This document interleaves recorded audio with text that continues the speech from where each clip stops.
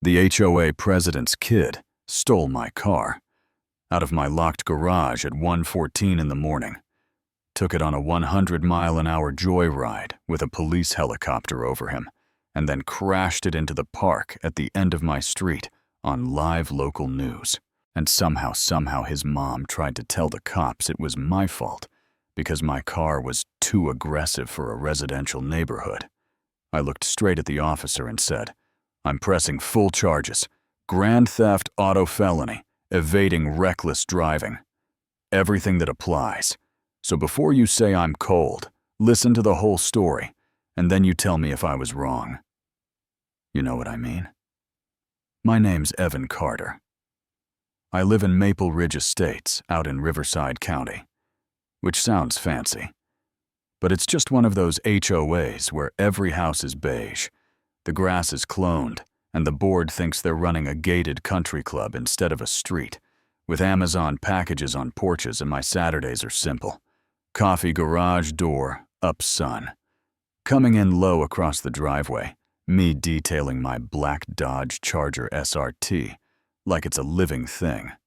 I call her the Barracuda Deep Metallic Paint 6, 4-liter V8. The kind of engine that doesn't just start, it announces itself. That car isn't just a car. It's the one thing I poured time and pride into when I didn't have much else holding together. So of course my HOA president hates it. Her name is Monica Hale, and if you've ever dealt with an HOA, then you already know her soul. Visor, perfect active wear. This permanent expression like she's smelling something she doesn't approve of. And Monica does not just serve on the board. She runs Maple Ridge, like Maple Ridge was named after her. She acts like the bylaws are scripture, and she's the only one allowed to read it out loud. So it's a normal Saturday. I'm out there with my towels and tire shine, doing my ritual, and I feel her before I see her. That tight little silence when a Karen approaches birds stops singing. Air gets judgmental. She comes up with her phone already recording and goes, "Evan, I'm documenting violations for the Maple Ridge Estates Homeowners Association newsletter, and this vehicle is once again parked in the driveway. The bylaws are very clear. Vehicles are to be kept in a garage when not in active use." She's talking to me like she's a building inspector, and I'm drywall. So I keep rinsing soap off the driver's side and say, "Morning. It's Ev, and I am actively using it. See the water. See the bubbles. This is very active right now." I even waved at her phone and said, "Hi, Maple Ridge. Newsletter, just keeping my property clean, which, as I recall, is technically required by, I don't know, Section 4, Subsection B." And she hates that she hates when I quote her own book better than her. Her mouth goes flat, and she does this tight exhale and says, "When you start that engine, it rattles the windows in my sunroom. It's disruptive. I'm recommending we update the noise clause and fine you every time you leave your house." And then she turns and walks off, like she just issued a citation, like I'm gonna fold, and following right behind her, leaning on a streetlight, like it's a music video set, is her son Brandon, 16, skinny, trying real hard to look hard, giving me this little chin nod. Like, "Yeah, man, I get you. We're cool." And I just remember thinking, "No, we're not cool. You're weird." Now, here's where I'm gonna tell on myself because I messed up. And I know I messed up after I finish cleaning the car. I back her into the garage. I punch in my garage keypad code instead of using the fob because my hands are wet and my code is lazy. It's an old number tied to my granddad's auto shop. Sentimental. Predictable. Something a smart 16-year-old could memorize just by watching me do it. Brandon is right there across the street pretending to scroll on his phone while his eyes are glued on my hands after I park. Like I always do. I hang the key fob on the hook in the mudroom. Same hook. It's always been on. House door doesn't get deadbolted because, hey, it's Maple Ridge. Safe community, quiet streets. Yeah, okay. Fast forward, it's past 1 a.m. I'm dead asleep. My phone goes off with this angry vibration I only use for security alerts, not the normal text buzz. I grab it half awake, and the lock screen just punches me in the chest. Engine started vehicle in motion, and for a second my brain doesn't even accept it because my car is in my garage, like physically inside my house. Bubble. Then I open the tracking app and I see it right there, my little black icon, leaving my address. Turning off Juniper Circle, accelerating toward County 12. And I swear to you, I felt actual ice in my veins, like somebody was in my bedroom. I throw on jeans. I'm dialing 911 while I'm sprinting down my own stairs barefoot, and my voice still somehow comes out calm. My name is Evan Carter. My car was just stolen from my garage. I am tracking it live. It's a black Dodge Charger SRT, plate RVC4N2. It's heading westbound toward County 12 right now. I can stay on the line. And the dispatcher goes straight pro and says, "We have deputies en route. Stay on the line. We are notifying air support." And I'm like, air support for my car. Then my buddy Tyler calls me and says, "Dude, turn on channel 6 right now." So I flick on the TV, and there's my car. My car, on the news live from a sheriff's helicopter. You can see the Charger weaving through light traffic, easily pushing 100 cops following, but not touching, because at that speed, they can't pit him without killing somebody. And the news guy is doing that voice, "We are over Riverside County where a dangerous pursuit is in progress." And I'm just standing there in my living room watching a kid I barely know beat on something I love, and it makes me physically sick. Not just because it's expensive, because it was mine, and he treated it like a toy. He grabbed off a shelf, then it gets worse. Way worse, because instead of trying to disappear, he loops back toward our neighborhood, toward Maple Ridge, and I can hear sirens for real. Now, not TV sirens, actual sirens, rolling up our street, and I see that helicopter spotlight sweep across my yard, like daylight for half a second, and then lock onto something down the block. And then I hear it. And it doesn't sound like my car anymore. It sounds hurt. It sounds like metal. Screaming. Brandon is coming down Juniper Circle, way too fast for a cul-de-sac that ends in this tiny park with a loop and one big old oak tree in the middle. He tries to hook that turn, and the whole car loses it. Back end, fishtails. The Charger slides sideways and slams the driver's side straight into that oak so hard, I heard metal fold. Not crash. Fold like aluminum, being crushed in a press. Not movie loud, more like bone breaking.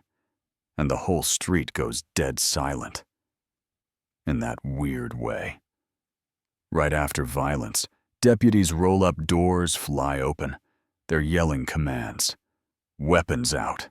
And I'm already walking toward them in bare feet like an idiot. Because it's my car. Smoking out there, they wrench open the door, drag the driver out. And that's when I see him. It's Brandon Monica's son. Little, tough guy from the streetlight. He's shaking. Crying small. And then I hear this high-pitched scream behind me. "Brandon! Oh my God! Brandon!" And here comes Monica running down the street in slippers and a silk robe. Hair a mess, totally gone from calm. HOA queen to panicked mom. She tries to shove past a deputy, and they have to hold her back. And she's yelling, "Let me go. He's hurt. That's my son." And that I get that part. I understand. But then she turns and sees me, and it's like a switch flips. She points at me in front of the cops, in front of 3 neighbors, standing on their lawns, with their mouths open in front of a literal police helicopter lighting up our block. And she says, "This is your fault. That thing is a menace. Why would you even keep a car like that in a family neighborhood? Why would you press charges on a child?" And I just laughed. I swear to you, I actually laughed. Not because it was funny, because it was unbelievable. I turn away from her and face the lieutenant in charge. Badge said Ruiz. And I say, calm. Clear.